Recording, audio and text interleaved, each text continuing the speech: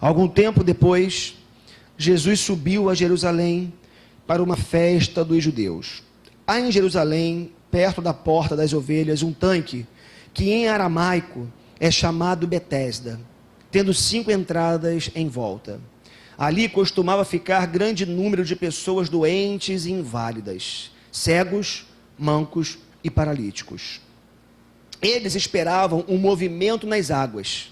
De vez em quando descia um anjo do Senhor e agitava as águas. O primeiro que entrasse no tanque, depois de agitadas as águas, era curado de qualquer doença que tivesse. Um dos que estavam ali era paralítico, fazia 38 anos. Quando o viu deitado e soube que ele vivia naquele estado durante tanto tempo, Jesus lhe perguntou: você quer ser curado? Disse o paralítico: Senhor, não tenho ninguém que me ajude a entrar no tanque quando a água é agitada. Enquanto estou tentando entrar, outro chega antes de mim.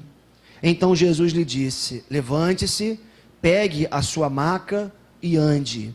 Imediatamente o homem ficou curado, pegou a maca e começou a andar. Isso aconteceu num sábado. E por essa razão, os judeus disseram ao homem que havia sido curado: hoje é sábado, não lhe é permitido carregar a maca. Mas ele respondeu: o homem que me curou me disse, pegue a sua maca e ande. Então lhe perguntaram: quem é esse homem que lhe mandou pegar a maca e andar? O homem que fora curado não tinha ideia de quem era ele, pois Jesus havia desaparecido no meio da multidão. Mais tarde, Jesus o encontrou no templo e lhe disse: olhe, você está curado, não volte a pecar, para que algo pior não lhe aconteça. O homem foi contar aos judeus que fora Jesus quem o tinha curado. Vamos orar? Vamos pedir a graça de Deus, a unção do Espírito sobre cada um de nós, para que essa palavra possa produzir os frutos que Deus quer produzir na nossa vida nessa noite. Senhor, nós queremos ser objetos do Teu prazer, Senhor. Nós queremos que a nossa vida atraia a Tua atenção e a Tua presença. Nós queremos, Senhor, ser curados por Ti, transformados por Ti. Queremos ser pessoas diferentes, melhores. Queremos crescer na graça e no conhecimento do Senhor. Mas queremos que esse conhecimento se traduza em atos, em atitudes práticas, que possam, de alguma forma, fazer com que nós sejamos instrumentos do Teu reino nesse mundo. Fala conosco nessa noite. Fala por meio da Tua palavra, Senhor. Ora por mim, pecador que sou, tão carecedor da Tua graça, da Tua misericórdia. Apesar de quem sou, usa-me nessa noite, para poder trazer a Tua palavra para a Tua igreja. E prepara também o coração de cada irmão aqui, para que cada um seja como um solo fértil, Senhor. Pronto, trabalhado para receber a semente da Tua palavra. No nome de Jesus, nós oramos. Amém. Amém. Louvado seja o nome do nosso Senhor, nosso Deus, nesta noite. Queridos irmãos,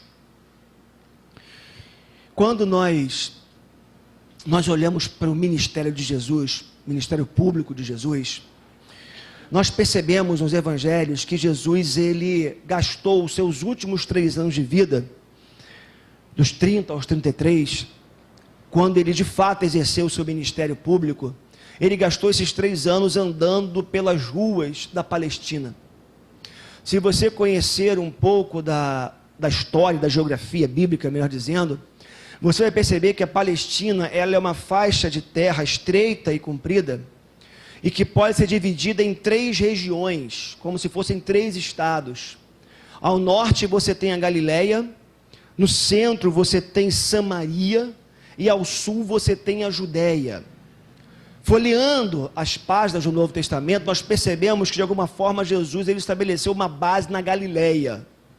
Mas Jesus, ele, ao longo desses 3 anos, ele fez algumas incursões na Samaria e algumas incursões na Judéia, anunciando o reino, curando enfermos, ajudando necessitados, acolhendo aqueles que eram marginalizados pela sociedade.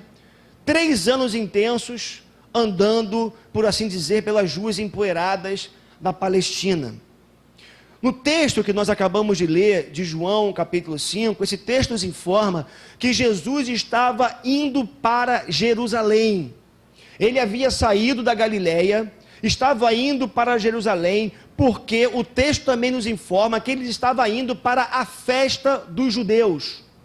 Alguns estudiosos, alguns intérpretes do Novo Testamento vão dizer que essa festa dos judeus, para a qual Jesus se dirigia, ou a qual Jesus se dirigia, se tratava da Páscoa, que é uma festa importante do calendário judaico, se não uma das principais festas ali do calendário judaico. É interessante porque Jesus estava subindo para Jerusalém, indo para essa festa, possivelmente para a festa dessa festa da Páscoa, que representa, que simboliza justamente a libertação do povo de Israel do cativeiro do Egito. Lembram comigo de Êxodo capítulo 12, quando Moisés começa a libertar o povo de Israel, e tem a 10ª praga, que foi a matança dos primogênitos. Essa festa da Páscoa foi instituída por Deus para lembrar a toda a nação de Israel aquele episódio quando Deus salvou os primogênitos de Israel e matou todos os primogênitos do Egito, dos filhos do Egito, libertando o seu povo do cativeiro que havia durado 400 anos. Havia muita gente na cidade, havia muita festa, muita alegria naquele momento, naquele lugar. Eu fico imaginando, que quando acontece uma festa na cidade, e essa festa é muito famosa, muitas pessoas de fora vêm para celebrar junto com os habitantes daquela localidade. E isso era muito comum nas festas daquele tempo também. Eu imagino que nesse momento, mesmo se tratando de uma festa judaica, deveria ali haver, possivelmente, pessoas de outros lugares, de outras nações, de outras cidades, visitando Jerusalém naquele momento por conta daquela festa. E eu imagino que ali estavam os ricos, estavam as pessoas fisicamente sãs, ali estavam as pessoas que talvez pudessem ser tidas como sendo verdadeiramente abençoadas. Porque dentro da cultura judaica, do pensamento judaico, uma pessoa doente, sobretudo uma pessoa doente desde o ventre materno, essa pessoa não era uma pessoa abençoada por Deus, pelo contrário, era alguém maldito, que carregava uma maldição, quem sabe por um pecado cometido mesmo dentro do ventre materno, ou quem sabe pagando por algo que os seus pais fizeram. Era o que os judeus pensavam. Era o conceito que havia naquele momento. E eu imagino que nesse ambiente festivo, falava-se de Deus, era uma festa religiosa, era uma festa para Deus, falava-se para Deus, cantava-se para Deus, ofertava-se para Deus. Só tem um problema: Deus não estava lá. Imagina, você está numa festa tida como sendo uma das principais festas da sua nação, um movimento absurdo, dinheiro gasto, energia gasta, palavra de Deus sendo falada, canções para Deus, dízimos para Deus, ofertas para Deus, mas Deus não estava lá. Isso me faz lembrar alguns ajuntamentos religiosos da nossa nação, que de vez em quando nós vemos na televisão, onde tanta gente se reúne, mas a pergunta que a gente faz de imediato é: será que Deus está ali? Será que Deus estava visitando aquele lugar naquele momento? Queridos, eu ouso afirmar nessa noite, que embora naquele lugar eles falavam de Deus, eles cantavam ali para Deus, embora ali se ofertasse para Deus, Deus não se fazia presente naquele culto, naquela festa que estava sendo feita ali. Por que Deus não estava lá? É a pergunta que nós temos que enfrentar e temos que tentar responder nessa noite. Por que Deus não estava lá? Em primeiro lugar, eu acredito que Deus não estava lá porque Deus já havia mudado de endereço. É interessante isso, porque quando você vai para a história do povo de Israel, logo depois que o povo de Israel saiu lá do Egito, o povo ficou por 400 anos como escravo.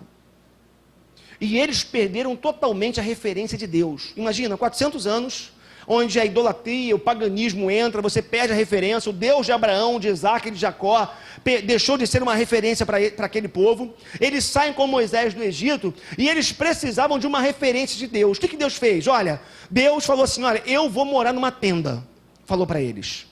Eu vou morar numa tenda, a minha presença vai se manifestar numa tenda, e toda vez que vocês pensarem a meu respeito, ou que vocês quiserem fazer algum culto para mim, vocês vão ter a tenda como referência, que era o tabernáculo, porque a minha presença vai estar ali. Então, durante muito tempo, durante o tempo que o povo teve no deserto, mesmo depois do tempo em que o povo foi para a sua terra prometida, Deus, por assim dizer, habitou numa tenda. Mas o tempo foi passando, a nação foi se estabelecendo, Saul, o primeiro rei de Israel, ele passou ali de uma forma relâmpago sobre o governo da nação. Na sequência vem Davi, segundo rei de Israel, o homem segundo o coração de Deus, e o Davi tomou uma decisão no seu coração, poxa, Deus está, eu sou um rei, eu tenho um palácio, eu moro num lugar maravilhoso, como que pode Deus morar numa tenda? Deus precisa de uma casa, Deus precisa de uma casa maravilhosa, e o Davi teve no seu coração um desejo de construir uma casa bonita para Deus, mas Deus virou para Davi e falou assim, Davi, eu entendo a sua motivação, mas escuta uma coisa, Davi, eu sou Deus, eu sou o Deus dos céus, da terra, o céu é o lugar que eu habito em todos os lugares, mas olha, vou fazer uma coisa, já que é desejo do seu coração, eu vou permitir que uma casa seja construída para mim, mas tem um detalhe, Davi, a tua mão está cheia de sangue, você fez muita coisa feia, você matou, você fez coisas que não foram legais, eu vou permitir, mas não vai ser você que vai construir uma casa para mim, o seu filho, que virá depois de você, o Salomão, ele vai construir uma casa para mim. E a história continua. Hoje começamos aqui o livro dos reis, na nossa oficina da palavra, estudando aqui hoje de manhã. Tentamos, que o assunto foi para uma outra direção, totalmente diferente. Semana que vem a gente entra de fato no livro dos reis. Mas o fato é, meus irmãos, que o Salomão ele construiu uma casa para Deus. E Deus, a casa, o templo de Israel, de Jerusalém, passou a ser a referência maior da nação de Israel no que diz respeito ao culto. E o que passou a acontecer? Todo culto, foi decidido isso por Deus, que todo culto, porque o povo precisava de uma referência, deveria ser oficiado por um sacerdote no templo e sobretudo guardando o dia do sábado. O sábado era o dia do culto. O templo era o lugar do culto, e quem oficiava esse culto, quem realizava esse culto, deveria ser um sacerdote qualificado, habilitado, da tribo de Levi, que poderia fazer esse culto para Deus, apresentando a nação toda ali de alguma forma, diante de Deus. É interessante porque esse culto, de Moisés, como a gente costuma dizer no Antigo Testamento, ele era a forma que o povo de Israel tinha de se conectar com Deus. Era a religião que se manifestava dessa forma. Agora, o que me chama a atenção é que o sacerdote, ele era o responsável por matar um animal, matar um cordeiro, apresentar esse cordeiro diante de Deus, e esse cordeiro que era apresentado, ele tipificava o próprio Jesus, que viria um dia na história para ser o Cordeiro de Deus que tira o pecado do mundo. E o que me chama a atenção nessa história toda, é que o Cordeiro da Páscoa, embora o sacerdote ele pudesse matar animais ao longo do ano, e oferecer para Deus pela expiação da culpa dos animais, o Cordeiro da Páscoa só podia ser oferecido pelo sumo sacerdote. O sumo sacerdote era o único que poderia apresentar o Cordeiro da Páscoa. E para que uma pessoa fosse sumo sacerdote, primeiro, ele tinha que ser da linhagem de Levi. Ele tinha que ser filho de um levita, da linhagem de Levi. Porque para ser sacerdote, tinha que ser da tribo de Levi. Porém, para ser um sumo sacerdote, além de ser da tribo de Levi, tinha que ser da linhagem de Arão, que foi o primeiro sumo sacerdote da história. Então, 2 requisitos: ser da tribo de Levi e ser da linhagem de Arão. E o que me chama a atenção é que quando você avança na história, quando você abre as páginas do Novo Testamento, o que nós percebemos é que Jesus, ele é apresentado nas Escrituras como sendo o Cordeiro de Deus que tira o pecado do mundo. Lembra do Cordeiro que era apresentado na Páscoa? Lembra do Cordeiro que era morto? Todos esses animais mortos no Antigo Testamento apontavam para o Cordeiro de Deus que um dia viria para morrer pelos nossos pecados, para que de verdade pudesse morrer de uma vez por todas, para fazer remissão pelos nossos pecados. Mas tem um detalhe, como já falei para vocês, somente o sumo sacerdote poderia apresentar o Cordeiro Pascal. Irmãos, sabedor disso, o diabo, ele tentou impedir o plano de Deus de resgatar a humanidade por meio do Cordeiro de Deus que tira o pecado do mundo. Sabe como é que o diabo fez isso? Ou tentou fazer isso? O diabo tentou impedir o plano de Deus de resgatar a humanidade via Cordeiro de Deus que tira o pecado do mundo. Ele tentou fazer isso usando o sistema político da sua época. Irmãos, percebendo a importância do sumo sacerdote para os judeus, os romanos começaram a interferir na escolha dos sumos sacerdotes de Israel. Era mais ou menos assim.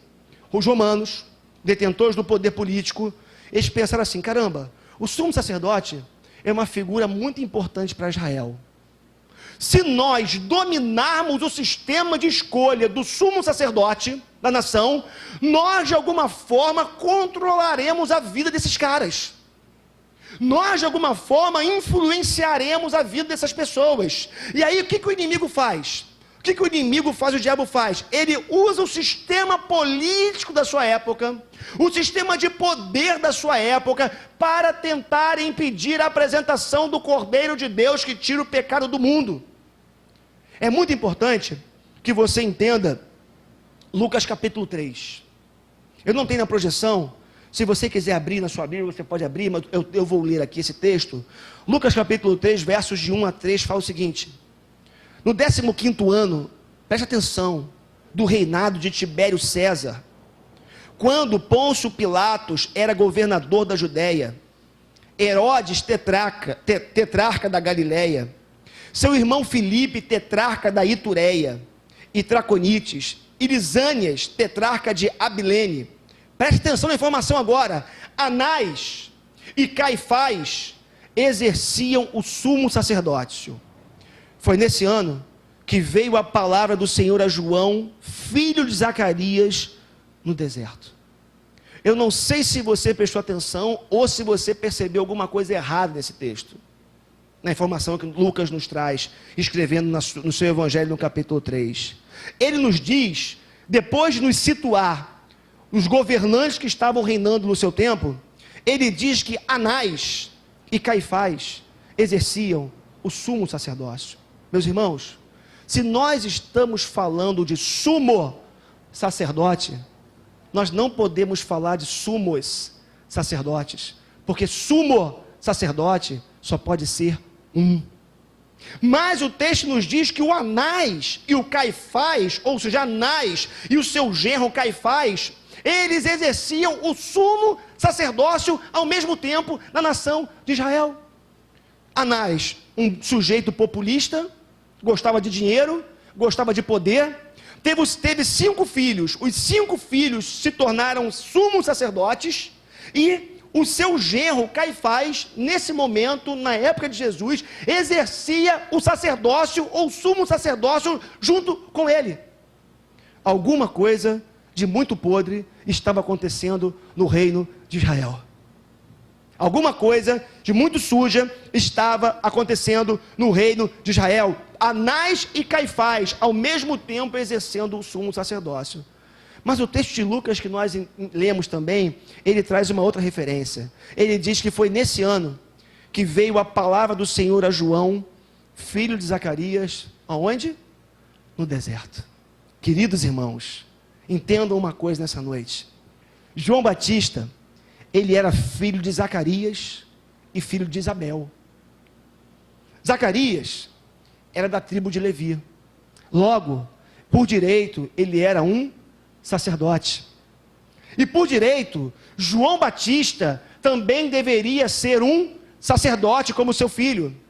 Mas o texto nos informa que a Isabel, ou melhor, agora em Lucas capítulo 1, verso 5, que eu vou pedir para você acompanhar comigo, no tempo de Herodes, rei da Judéia, havia um sacerdote chamado Zacarias, Lucas 1, 5, que pertencia ao grupo sacerdotal de Abias.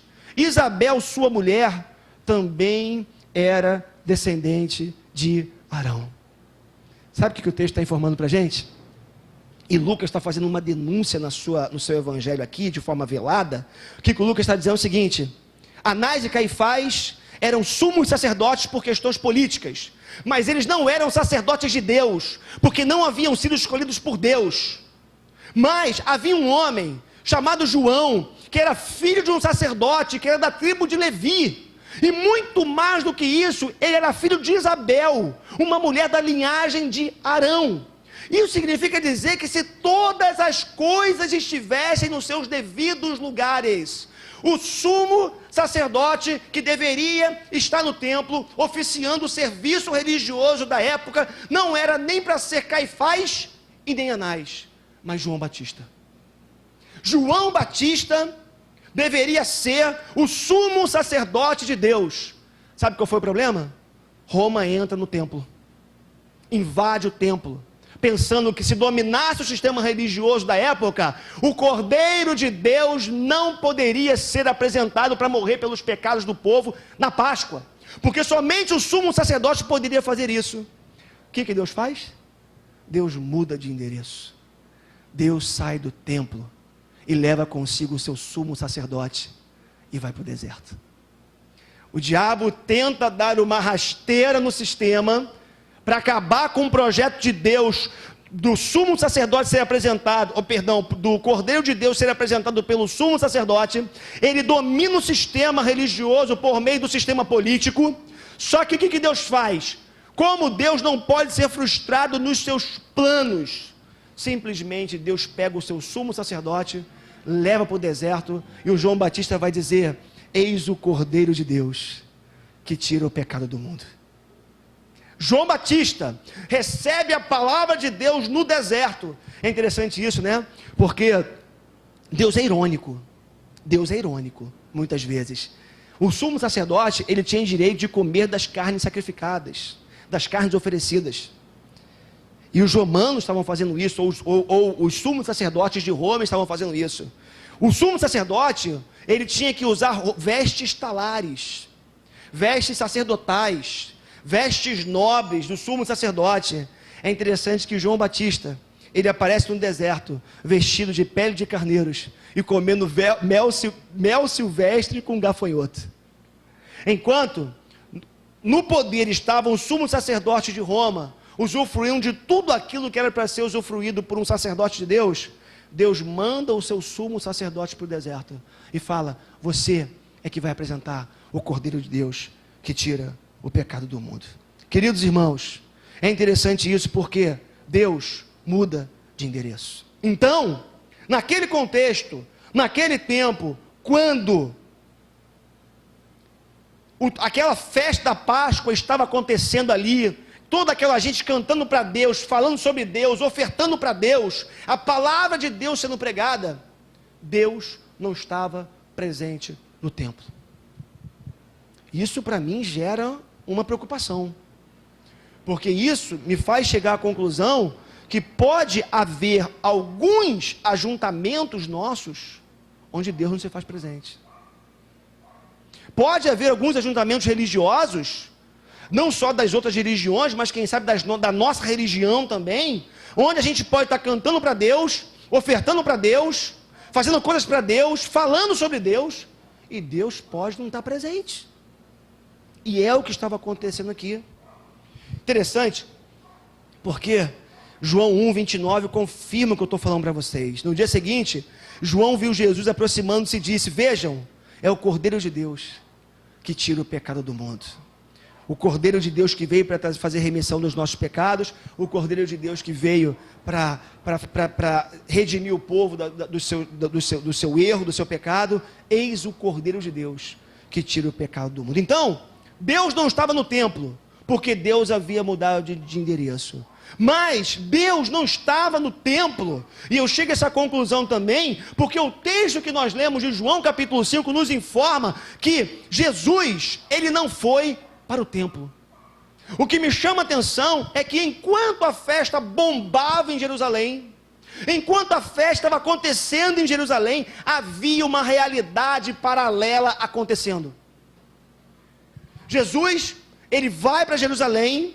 O texto diz que ele ia para a festa, mas em indo para a festa, ele se deparou com um lugar, com pessoas, com sofrimento, e Jesus tem a sua atenção desviada para outro lugar.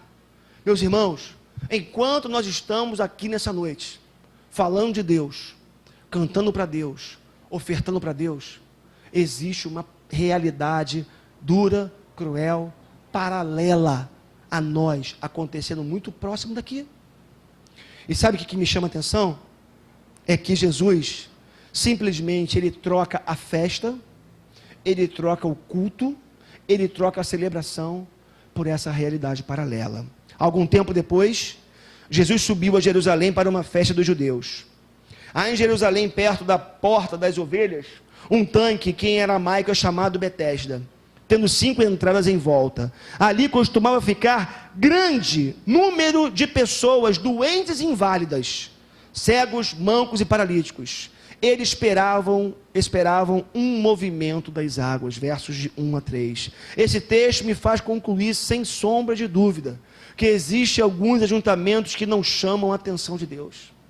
Existem alguns cultos que Deus não aceita. Existem algumas ofertas que Deus não recebe. Existem alguns movimentos religiosos onde Deus não está. Mas em contrapartida, muitas vezes onde nós menos esperamos, e nos lugares mais indignos, pelo menos que nós julgamos ser indignos, é para lá que Deus vai. E é para lá que Deus se manifesta. Aí, eu preciso fazer uma pergunta para vocês nessa noite, para tentar responder aqui. Quais são os lugares que atraem a presença de Jesus? Já que existem duas realidades, uma cultica e uma, humanamente falando, não tão cultica assim. Uma onde se fala de Deus, onde é fervor, aonde é entrega, aonde é a palavra de Deus, e a outra onde não se fala de Deus, aonde não se pensa de Deus.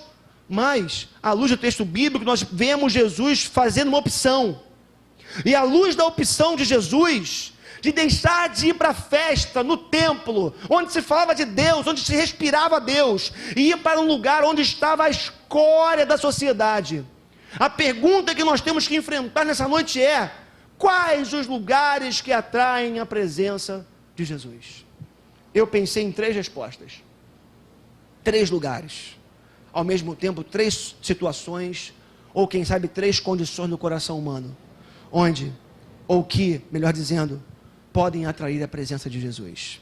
Primeira delas, Jesus, ele vai para lugares onde ele pode mostrar a sua misericórdia. Jesus, ele vai para lugares onde ele pode mostrar a sua misericórdia. Betesda, nome que dava lugar àquele tanque, ou o nome daquele tanque significava em aramaico, Betesda, significa justamente misericórdia. Interessante, né? Ali estavam doentes que se viam como doentes. Porque a pior coisa que tem, ou a maior tragédia que possa existir, não é sequer o sujeito ser doente, mas é o sujeito ser doente e não se ver como doente. Naquele lugar estava a escória da sociedade. E o que me chama a atenção é que parece, quando eu abro as páginas do Novo Testamento, que Jesus tinha uma certa predileção pelos sofridos e marginalizados da sociedade. Já percebeu isso? Quando você olha os evangelhos, Jesus muitas vezes deixa de estar nos banquetes, ele deixa de estar com pessoas importantes, ele deixa de estar com gente influente, para estar com gente sofrida, para estar com gente necessitada, para estar com gente que teve roubada a sua dignidade, para gente que teve roubada a sua alegria por conta do sistema. É interessante porque parece, segundo os estudiosos, que esse lugar, esse tanque de Betesda, é um lugar que se havia muita expectativa a respeito de um milagre que acontecia ali. E é interessante porque alguns estudiosos também vão dizer que, por conta da busca por aquele lugar, o governo local acabou criando alguns pavilhões, como se fosse assim, palavras minhas, alguns boxes, alguns lugares onde os familiares iam e depositavam os seus doentes. Claro, ninguém quer doente dar um trabalho dentro de casa. Ninguém quer uma pessoa que incomoda dentro de casa. Ou aquelas pessoas pelo menos não queriam, e muitas pessoas agem assim. Então o que os mais abastados faziam? O que as pessoas faziam? Eles alugavam um espaço perto do tanque, e ali eles colocavam os seus doentes. É claro que numa sociedade, né, de classes, ou com classes, onde você tem os mais ricos e os mais pobres, é óbvio que os mais ricos conseguiam um lugar privilegiado perto do poço. Então o sujeito conseguia ali uma maca, um lugar, um boxezinho mais perto daquele poço, porque segundo o pensamento da época, quando a água mexia, o que pulava mais rápido dentro do tanque era curado. Então havia uma procura muito grande pelos mais abastados, pelos lugares mais próximos. E é óbvio que aqueles com menos recursos, os mais pobres, eles acabavam ficando nos lugares mais distantes do poço. E aí, quanto mais distante do poço, mais difícil era de mergulhar nele, quando a água supostamente balançava. Mas o que me chama a atenção é que aquele lugar, ou naquele lugar, se encontrava a escória da sociedade. Eu fico imaginando, essa semana, um dos jornais aí, umas imagens de algumas cracolândias espalhadas pelo Rio de Janeiro, aquela realidade onde há pessoas ali, quem sabe com escárias, quem sabe fétidas, quem sabe cheias de piolhos. Essa realidade do texto bíblico não é diferente não. Quem sabe não, pessoas que não conseguiam sair do lugar para fazer as suas necessidades, e se urinavam e defecavam na própria roupa. Vocês têm noção qual deveria ser o odor desse lugar que Jesus sentiu atração?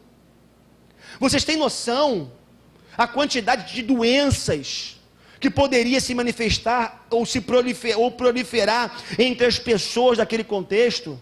Vocês têm noção que ali haviam pessoas doentes, sofridas, muitas abandonadas pelos familiares, mas o que me chama a atenção é que foi justamente esse lugar que chamou a atenção de Jesus.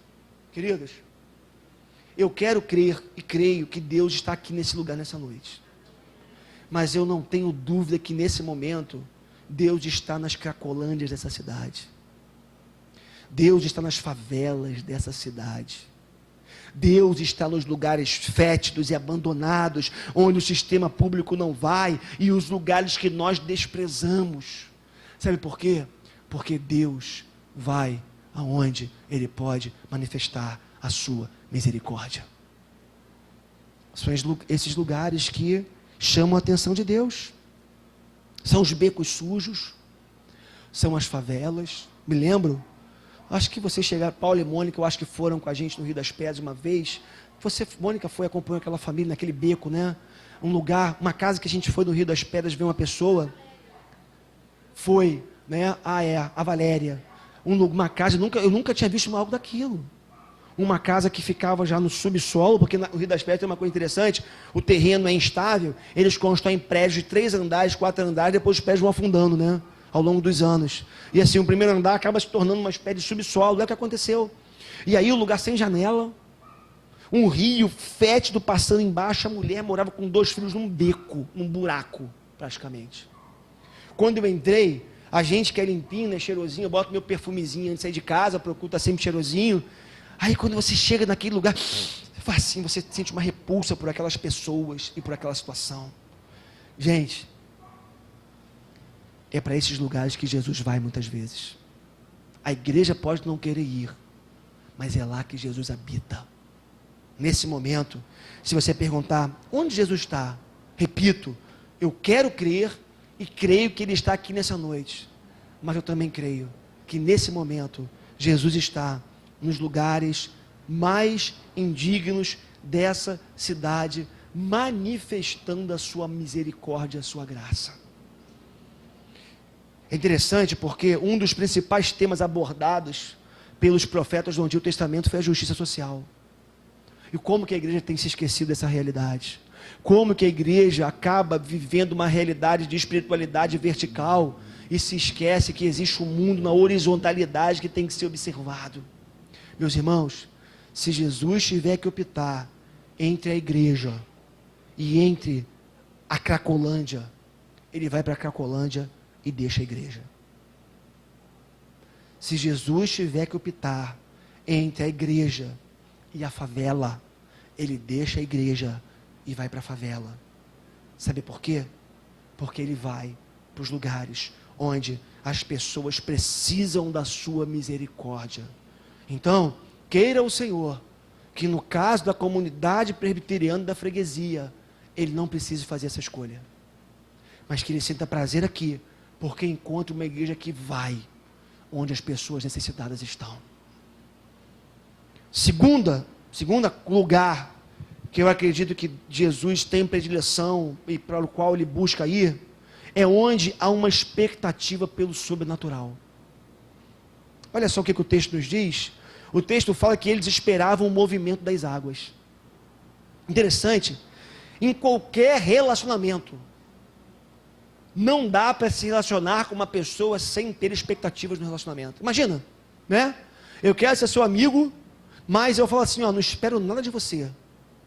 Não espero nada. Eu não espero um presente, eu não espero um elogio, eu não espero uma atitude positiva a meu respeito, eu não espero que você me defenda em lugar... Imagina uma relação dessa, onde não há nenhuma expectativa com relação ao outro. Não dá. A expectativa é um elemento fundamental em qualquer relacionamento. Não dá para falar em relação sem expectativa, não dá para falar em relacionamento com Deus sem esperarmos coisas de Deus. Irmãos, havia uma coisa interessante nesse texto, ou há uma coisa interessante nesse texto, é que aquelas pessoas tinham uma expectativa no coração. Havia uma lenda local, era lenda, e vou dizer porquê já, onde se esperava um anjo descer do céu de quando em quando, ou de vez em quando, para balançar a água, para que o primeiro que entrasse, mergulhasse e fosse curado. Aquelas pessoas estavam ali, porque havia a expectativa de um milagre, havia a expectativa da cura, havia a expectativa do sobrenatural. E sabe uma coisa que você precisa entender como um cristão nessa noite, fazendo um paralelo com a nossa realidade? A expectativa do melhor de Deus precisa habitar no nosso coração. Meu irmão, como discípulos de Jesus, como filhos de Deus, como cristãos que somos, nós precisamos desesperadamente começar a esperarmos coisas boas de Deus. Já viu isso? Tem gente que só espera o pior de Deus. Tem gente que não consegue alimentar uma expectativa boa com relação a Deus. Está sempre esperando o mal acontecer. Está sempre esperando um castigo de Deus. Está sempre esperando uma correção de Deus. Está sempre esperando o mundo virar e o mal bater à sua porta. Tem gente que ao longo do tempo vai perdendo a expectativa do melhor de Deus na sua vida. Tem uma canção do Kleber Lucas, que teologicamente eu discordo um pouco dela, quando ele fala assim, o melhor de Deus ainda está por vir, o melhor de Deus ainda está... Para mim o melhor de Deus já veio, que foi Jesus, quando ele veio ao mundo para morrer pelos nossos pecados. Porém, nós precisamos, meus irmãos, começar a repensar os nossos ajuntamentos. O grande problema nosso muitas vezes, e por que nós não recebemos coisas de Deus muitas vezes, é porque a gente acostumou a entrar nesse lugar sem expectativa no coração. A gente vai se acostumando a orar sem esperar coisas de Deus, vir à igreja sem expectativa no coração. O cristão precisa ser alguém que, quando se percebe na presença de Deus, bate no seu coração aqui e fala, pode ser hoje que a bênção vai chegar, pode ser hoje que Deus vai me visitar, pode ser hoje que um renovo vai vir sobre a minha vida. Queridos, em nome de Jesus, nós precisamos ser ou aprender com aqueles homens sofridos, melhor dizendo, caídos, doentes, que esperavam todos os dias por algo acontecer na vida deles. Me lembro da parábola das 10 virgens, Mateus 25, versos de 1 a 13, quando a parábola diz que 10 virgens estavam esperando pelo noivo, e 5 delas eram prudentes e 5 insensatas. E o que caracterizava as prudentes era o fato de elas terem ido ao encontro do noivo para esperar o noivo com as suas lamparinas cheias de azeite. E você sabe que naquela época, naquele contexto, como não tinha luz elétrica, era a lamparina alimentada pelo azeite que fazia com que ela ficasse acesa e fazia provisão ali para iluminar aquele ambiente. E o texto diz que lá pelas tantas já era tarde, o noivo não vinha e todas caíram no sono. E de repente se escutou a voz, o noivo chegou. E aí 5 delas estavam preparadas com azeite na sua lamparina e 5 delas sem azeite. E o texto diz que as 5 prudentes estavam preparadas para o noivo, na expectativa do noivo. Sabe por quê? Porque elas sabiam que o noivo poderia chegar a qualquer momento. Sabe o que eu queria que você entendesse nessa noite? A gente precisa acabar com a displicência que habita o nosso coração. Nós somos crentes muito displicentes, muito, desculpa a expressão, em alguns casos até relaxados. A gente tem a capacidade de vir para um ajuntamento como esse. Vou lá de novo, ouvir aquele pastor, cantar umas músicas, né? Botar um dinheirinho lá na oferta, tá bom demais. Não, meu irmão. Em nome de Jesus, entre por essa porta achando que pode ser hoje um renovo espiritual na sua vida. Entre por essa porta achando que pode ser um milagre, que o milagre vai acontecer hoje na sua vida, que enquanto você está aqui, quem sabe o seu cônjuge está sendo convertido, enquanto você está aqui, quem sabe o teu filho está sendo liberto das drogas, enquanto você está aqui, quem sabe o milagre está acontecendo na sua casa. Você precisa começar a entender que você como cristão precisa alimentar expectativas santas de Deus no seu coração.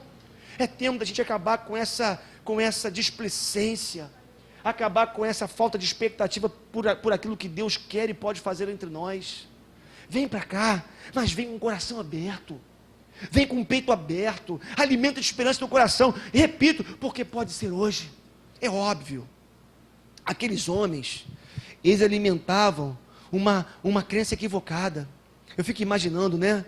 Eu fico tentando às vezes vislumbrar ou criar o quadro na minha cabeça o que deveria ser a busca pela cura ou a busca pelo mergulho no tanque quando as águas mexiam. Imagina uma corrida de um cego, de um aleijado, de alguém que tinha que se arrastar ou de alguém que precisava ser carregado por outro até aquele tanque. É óbvio, queridos, que isso se tratava de uma crendice da época.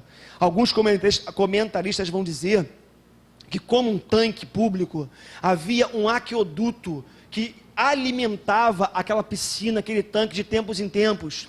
De tempos em tempos, aquele aqueduto era aberto, a água descia até aquele tanque e renovava aquele tanque. E quando a água chegava, é óbvio, ela se mexia, ela se renovava. E aí havia a interpretação de que era o anjo que balançava aquela água.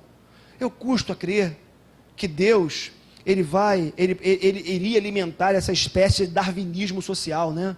Onde o mais forte vence, onde o mais forte prevalece, ou melhor, o menos fraco, né? Não dá nem para falar de mais forte, onde o menos fraco conseguia ser curado. Não, o que acontece ali é que aquelas pessoas que estavam sem esperança, porque acontece isso, né? No mundo de desesperança, as pessoas se agarram a qualquer coisa. No mundo de desesperança, o sujeito se apega no que pode. Agora, o que me chama a atenção é que Jesus, ele vê a expectativa daquelas pessoas. Ele vai até aquele lugar, porque ele sabia que ali tinha gente que esperava alguma coisa acontecer. Olha, eu não sei, mas eu acho que na sua soberania, peço licença para dizer isso para vocês, Deus decidiu, não posso afirmar porque eu não tenho a agenda de Deus, não sei a mente de Deus, mas eu penso que Deus, ele decidiu esperar a expectativa do nosso coração nessa relação, para poder fazer algumas coisas na nossa vida. Deus não vai nos violentar, Deus não vai nos surpreender, sem que haja uma expectativa santa no nosso coração, por aquilo que Ele pode fazer, aquilo que Ele quer fazer na nossa vida. É por isso que eu falo para você, crie no seu coração a expectativa do sobrenatural. Aquele homem estava há 38 anos naquele poço. Vocês têm noção do que é isso? 38 anos esperando o movimento das águas. Imagina só, um gaiato passando por voa. Eu vou aprontar para essa galera hoje, quer ver só? Aí o cara vinha, pegava uma pedrinha no bolso, né? E na água. Imagina o rebuliço que deveria acontecer. Quantos alarmes falsos não aconteceram? Quanta frustração não aconteceu ao longo de todos aqueles anos? Mas a frustração aconteceu até o dia que Jesus visitou aquele poço. Até o dia que Jesus deixou de ir para o templo, para o culto, para a festa, e foi para o lugar da escória da sociedade, onde as pessoas haviam perdido a sua dignidade. Ali, ao encontrar com aquele homem, é interessante, porque Jesus, ele muda a história de um homem que há 38 anos esperava alguma coisa acontecer na sua vida, mas não tinha como fazer aquilo acontecer.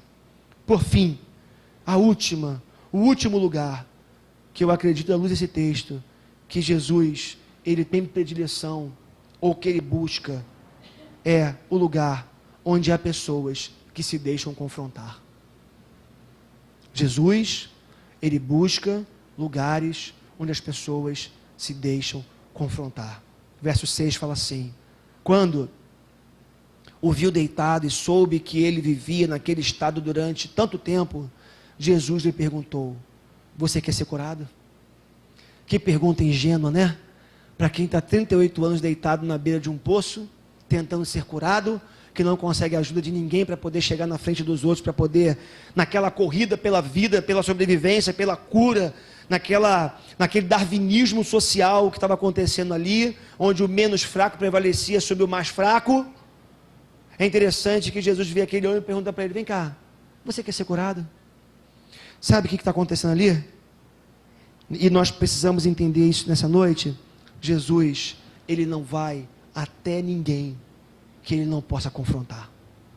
Não adianta, no reino de Deus, simplesmente uma pessoa ser curada. Claro, deixa eu refazer minha frase, a cura é ótima, a cura é maravilhosa, porém, a coisa mais importante que Deus muitas vezes quer fazer na nossa vida não é nos curar fisicamente, mas é trazer cura espiritual para a nossa vida. E esse processo de cura só acontece quando nós nos deixamos confrontar por Deus. Tem gente que frequenta a igreja durante anos, tem gente que está aí durante tanto tempo, que frequenta os cultos, que dá dízimo, que canta na igreja, que bate palmas, mas não se deixa confrontar por Deus. Não se abre para a possibilidade de mudança na sua vida. Não se abre para a possibilidade de consertos que precisam acontecer na sua vida. Entenda uma coisa, repito como já falei, Jesus não vai a ninguém que não se deixa confrontar por ele, alguém que não possa ser confrontado. Aliás, evangelho é sinônimo de confrontação. Se você quiser se encontrar com o evangelho, esteja preparado para ser confrontado todos os dias. Eu costumo dizer que Jesus vai aqui o tempo todo, na jugular da gente, ó. Aqui, ó, o tempo todo. Jesus confrontou os seus discípulos o tempo todo. E a palavra de Deus nos confronta o tempo todo. Ser exposto ao evangelho é ser confrontado por ele. Você quer ser curado? Essa não é uma pergunta idiota. Essa não é uma pergunta insensata, mal colocada. Essa não é uma pergunta despretensiosa. Jesus, na verdade, queria confrontar aquele homem com a sua verdadeira necessidade. Essa pergunta tinha por objetivo fazer com que aquele olhasse para Jesus. Pensa comigo, até então, ele só pensava na possibilidade de pessoas o pegarem pela mão, o pegarem pelo colo e o ajudarem. Aquele homem até então só pensava o seguinte: bom, não tem ninguém, eu preciso de alguém que me ajude. Eu preciso de um amigo, de um conhecido que me coloque dentro da água no tempo certo. O que Jesus estava falando para aquele homem é: olha para mim. Porque hoje, o que você precisa não é de um amigo, de alguém solidário que pegue você no colo e jogue você no tanque. O que você precisa é olhar para mim. Quando Jesus vira para aquele homem e pergunta: você quer ser curado? O que Jesus estava fazendo é chamar a atenção daquele homem para ele. Disse o paralítico: Senhor, eu não tenho ninguém que me ajude a entrar no tanque quando a água é agitada. Enquanto estou tentando entrar, outro chega antes de mim, no verso 7. Porque o outro objetivo da pergunta de Jesus, dessa confrontação, foi fazer com que aquele homem, que até então vivia dependendo de todo mundo, pudesse começar a perceber que de fato, de verdade, tudo que ele precisava era de uma palavra de Jesus. Meu irmão, olha para mim aqui.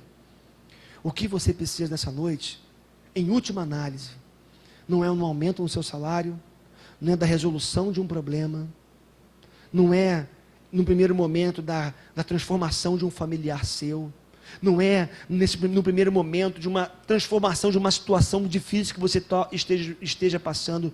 O que você precisa nessa noite é olhar para Jesus e perceber o olhar dele para você. Porque se você olhar para Jesus e perceber o olhar doce de Jesus na sua direção, você vai começar a perceber que tudo que você precisa é esse olhar preenchendo a sua alma, preenchendo o seu interior e fazendo de você uma nova criatura, capaz de enfrentar os dissabores da vida, quem sabe. Jesus, ele estava dizendo para aquele homem que ele não precisava de mais ninguém, mas apenas da sua decisão de olhar para Jesus e começar a ver a sua vida mudada. Eu queria que você entendesse isso nessa noite. Eu não estou relativizando o seu problema, eu não estou relativizando a sua dor, eu não estou relativizando, quem sabe, a dureza sua financeira.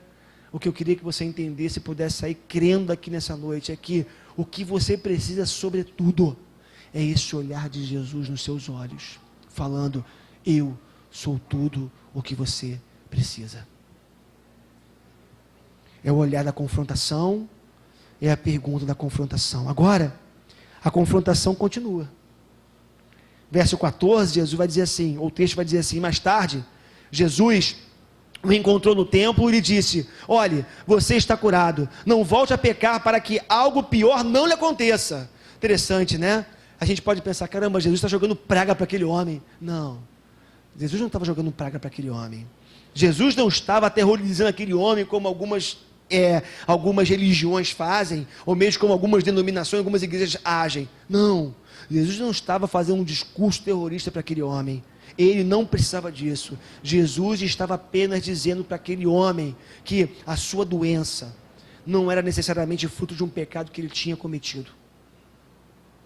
Jesus estava querendo dizer para aquele homem o seguinte: diferente do pensamento da época, religioso da época, não foi porque você pecou no ventre que você nasceu doente e você hoje é o marginalizado da sociedade. Não foi por isso.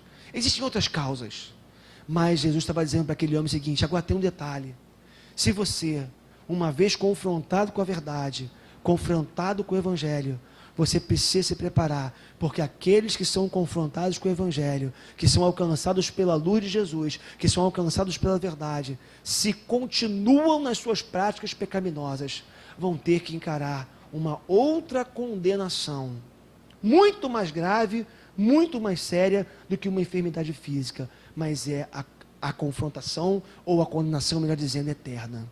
O que Jesus estava dizendo para aquele homem é: você não está doente por causa do seu pecado, mas o seu pecado pode produzir um afastamento eterno seu de mim, ou do Pai.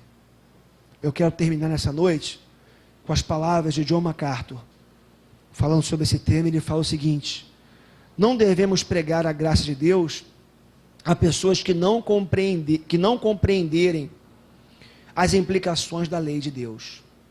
Não há sentido em se expor a graça a alguém que não conheça a exigência divina de que sejamos justos. A misericórdia não pode ser compreendida sem a compreensão correspondente da culpa pessoal. O Evangelho da Graça não pode ser pregado a quem não ouviu que Deus exige obediência e castiga a desobediência. O que o John MacArthur está dizendo? Pegando o paralelo da relação de Jesus com aquele homem, está dizendo o seguinte: eu estou apresentando a minha graça para você, eu estou apresentando o meu amor por você, eu estou apresentando para você um Deus que tem prazer na cura, mas você precisa se ver como alguém culpado por conta do seu pecado. O seu pecado não produziu a doença física em você, mas o seu pecado produz uma doença espiritual capaz de afastar você de mim eternamente. E Jesus confronta aquele homem com o seu pecado, porque o Evangelho da Graça, ele é de graça para cada um de nós, mas ele custou um alto preço para Jesus, e o Evangelho da Graça não pode ser barateado. Por isso, meus irmãos, nessa noite, o que eu queria que você pudesse entender é que Deus, ele tem predileção por alguns lugares, por alguns ambientes, por algumas situações, por algumas inclinações de corações. Primeiro, Deus, ele se manifesta onde ele pode mostrar a sua misericórdia. Se você está aqui nessa noite e você se vê como alguém carente da misericórdia de Deus, se você se vê como um pecador quebrado, precisando da graça de Deus, ele vai manifestar a sua graça, a sua misericórdia na sua vida.